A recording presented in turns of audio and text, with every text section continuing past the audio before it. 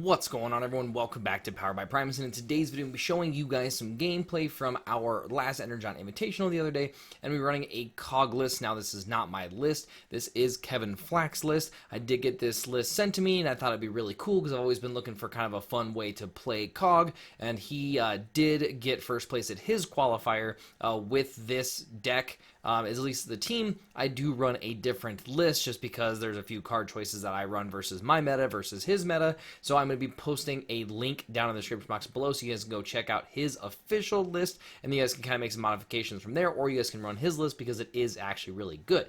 So like I said, I was really looking forward to run something that was COG related. I did have this list sent to me, so I thought it would be a really fun thing to do, so I did sleeve it up, and I'm going to be doing some casting over this gameplay just because it was at a store. I couldn't really set up the way that I wanted to, so I'm going to be doing some casting so you guys get to listen to my beautiful voice for the next 24 minutes or so. Now, I did choose to go first in this. We did have to have Alex reshuffle. He's on the right side. He is running Ultra Magnus and Jetfire because he did forget to pull out the armor. Now, it is a May, but obviously we're going to let him go back and get that because it is the point of this 2-wide, because Jetfire can get it back from the scrapyard if they do happen to get rid of it off of the Magnus, and the Magnus has Braves. You kind of have to go to him so you guys can see that synergy. Now, the fun part about this COG list is that you get to just kind of go wild with the orange in this. It is definitely a very hyper orange deck, so we always get to send COG in here first, which I'm going to be sending it into Magnus because, again, Magnus does have Brave. Now, because Magnus also does have that armor on him to start, he starts with 3 armor, which is really nice. Now, these are both, the Magnus list is going to be a mixed list, so it has the ability to be able to proc both on Magnus's other side, and then obviously getting access to blue and orange, which is really nice because Jetfire does have bold 1, so that is relevant.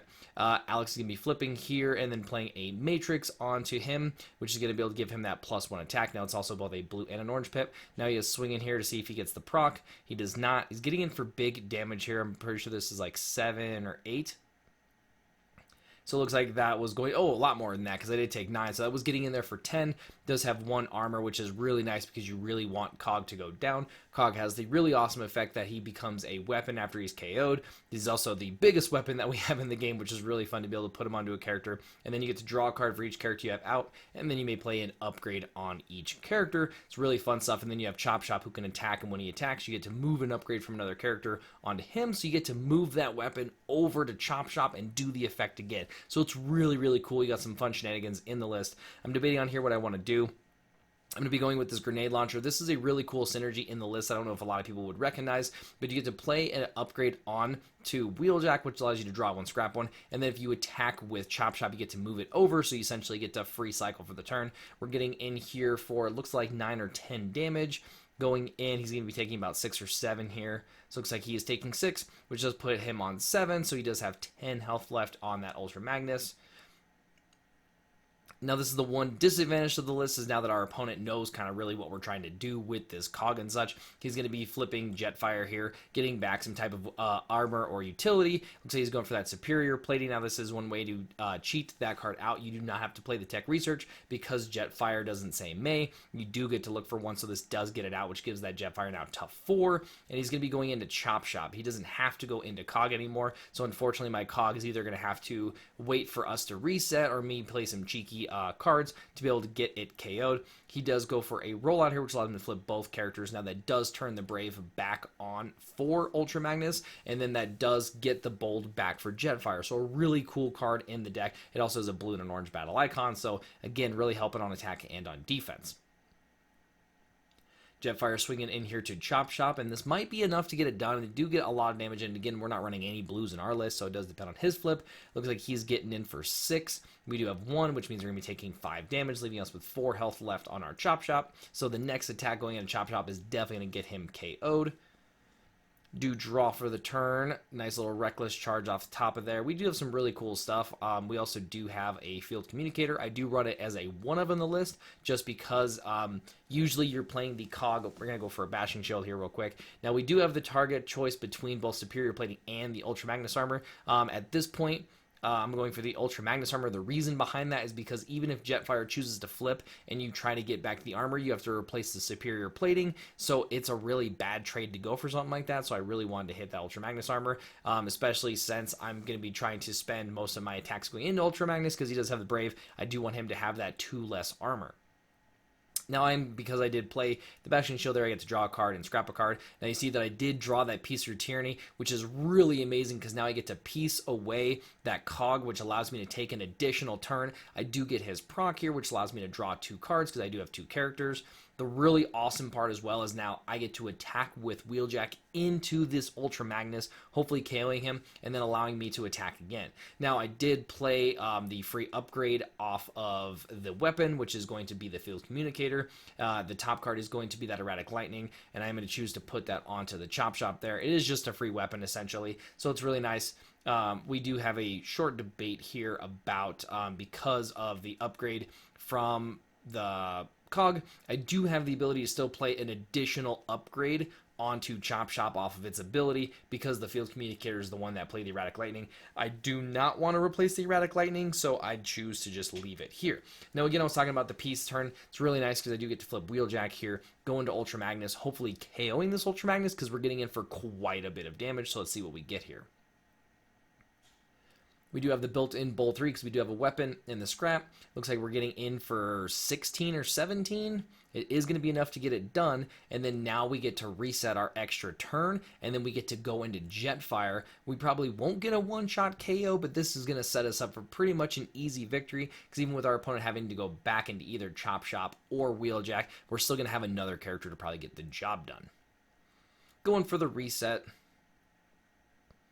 After we pick through all those green battle icons, it is again my turn, so we get to draw there. You guys can see that there are a lot of weapons in this list. It is because of Chop Shop and all that other fun stuff that you can do with him. I am going to go through a quick debate here. One thing I do want to talk about with the list is that it does feature turbo boosters, at least as a 2 of. Really easy to be able to get out with COG's ability. However, I never really find myself having Wheeljack in that position, so I do end up sideboarding them out pretty much every game. I would not recommend him personally in there for myself just because I never really find myself ever playing it. However, I do see its advantages. Going for a rollout here, which is just going to allow me to flip both of my characters, and then I am going to be able to scrap that Erratic Lightning. This does heal my Chop Shop for 1 and allows me to draw 1. I was really just trying to draw there just to see what extra cards I could try to find. If there was something, because I was really trying to get a really nice KO here. I'm also debating with this turn attacking with Chop Shop and then moving over the COG weapon, the Defense Breaker. And the reason behind that is it does allow me to play draw 2 more cards and play another upgrade. However, I don't want my Chop Shop to be KO'd and then I lose the +4, especially when I have a grenade launcher, which also gives the +4. So I'm just going to play that grenade launcher and then swing into the Jetfire here. Looks like we're getting in for 11 damage. Flipping quite a bit of blues off of that white as well, so he's definitely not going to be taking a whole lot here. Taking only 4 damage, but again, that is 4 less damage that Wheeljack has to worry about, so now Wheeljack only has to try to push through 11 damage here. Alex is looking through his scrap pile, obviously just to see if there's something that's worth replacing. And then I am talking there about my reasoning for not swapping the COG over, just because I was worried about the Jetfire coming back, crushing him, and then getting rid of the COG weapon.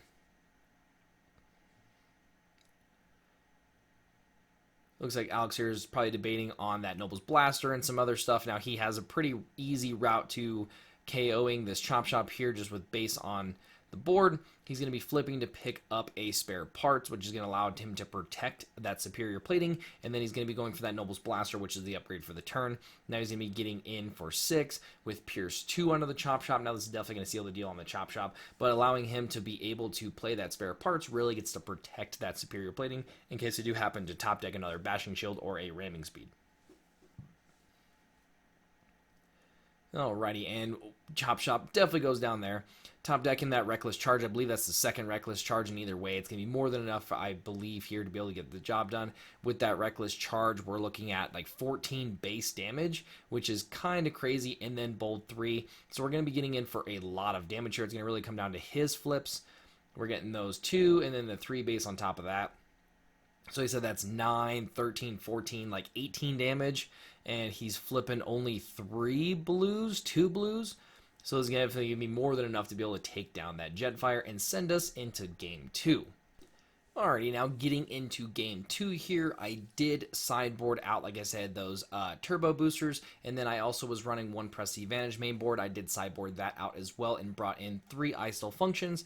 Big reason behind that is just in case he does choose to go first and then does try to beat up my wheeljack. It did allow me to bring him back because I think that second wheeljack attack is actually very important. The other thing that's really interesting is whether or not he even makes me go first. Usually with them going first, it does tap them down pretty early. Making me go first can sometimes open the door up. Usually wheeljack is no matter swinging once protected pretty much at the end. So like I said, I did bring in those ISO functions just in case he did choose to go first. And then with the reset KO my wheeljack, like I said, you can see that ISO function in my opening hand. Again, we are going with the same play. He does obviously start with the armor. I do flip COG, and then I send COG in on Ultra Magnus, who does have the Brave. Do get the white pip here, which is really nice. We're going to be getting in for some good damage. Getting in for 4 in the beginning, which is way better than last game. Last game, we only got in 1 damage. And then another sideboard character that is really interesting with this list is you bring in Grimlock and get rid of COG. So it's really nice, and it also kind of explains why you see the Matrix of Leaderships and the rollouts. Being able to flip and get the bold is really nice. We'll be able to get the +1 of your other characters. He does lead off this game playing a armed hovercraft onto a ranged character. Does do 1 damage to my team. Flips Magnus and is getting in here for pretty big damage. Again, it's going to be around the same. The nice part is that he did put that 1 additional damage onto my character. However, we did also flip blue, so we're almost in the exact same position that we were with game 1. I think the difference with this game is I think I have the one shall stands in my hand as well. Nope, I'm not seeing the one shall stands, but I do run one shall stands in the list, and that is to help KO COG and also deal additional damage to our opponent. Really nice card because you really want COG to go down. Your opponent will definitely try to not be hitting him. And then I do have the opening turn bashing shield again, going for that Ultra Magnus armor. And then I don't know what we're looking to push here. I think I might be debating on that piece through tyranny. I believe it is in my opening hand.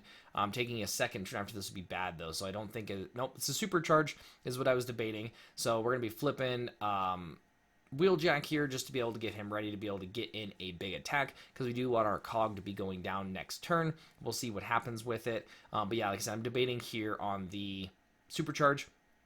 I do take back the flip because I really want to be able to draw and scrap one, so it was definitely my fault for trying to flip wheeljack there. You really want that draw scrap.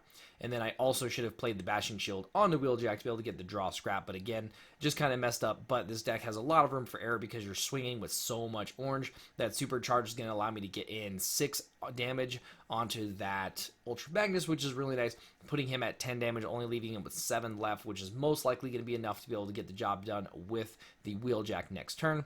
Alex does choose to go for the rollout. I think he's going to choose to flip Jetfire first and then play the rollout, which is perfectly fine. And that is the sequencing that we go through. This does now put that armor onto Jetfire and then puts the Ultra Magnus back into Brave, forcing me into him, really protecting that Jetfire. It is just a really tough matchup for him because this deck just swings for like a billion every turn. It is a really, really powerful deck.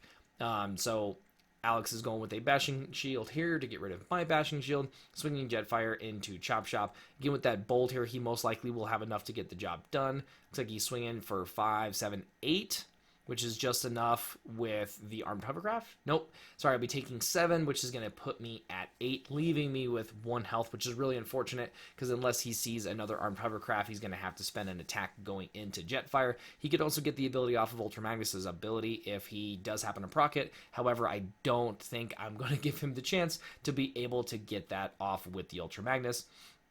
Really debating here on what I want to go with as far as what cards I have. I obviously have a weapon, and then I do have the forcefield, which is looking pretty nice to be able to put onto the wheeljack here to help protect him. However, I do also have the I Still Function in hand, so I really want to play aggressive with this wheeljack because even if my opponent sees that he's open for damage and tries to spend the swing into him, I do still have that I Still Function to bring him back, so I really can play this turn kind of however I want. Again, I talked about this list really having a lot of space for misplays. And it's not that it has a lot of space for misplays, but it really has a lot of space for errors. So even if you happen to make the wrong play, you're going to be able to come back from it pretty well. I do choose to go with the erratic landing here, which allows me to draw 1, scrap 1. I was really hoping to see the piece through tyranny again, but I got really lucky with that game 1, so I can understand not getting it game 2. Can't be too greedy. We do choose to flip wheeljack, and because we have a weapon in the scrap, we do have access to that bolt 3, and we are going all in on that Ultra Magnus. And look at that flip. 3 double oranges in the middle of that. And I think it's going to be enough to get the job done here, especially being able to flip 2 on defense. It is enough to get that Ultra Magnus off the table. That was a really big attack. And again, this deck just really swings for a lot of damage each turn. You're really KOing a character, definitely with Wheeljack. So that's why I was saying the Wheeljack swings are very important, because if you're not getting those Wheeljack swings, then you're probably losing the game. The deck definitely acts as a glass house because there are very few blues in it. If your opponent is also swinging back with a lot of damage, it is going to be a rock'em sock'em robot battle, and it's really just going to be coming down to who goes first, who gets the most amount of swings, and so forth like that.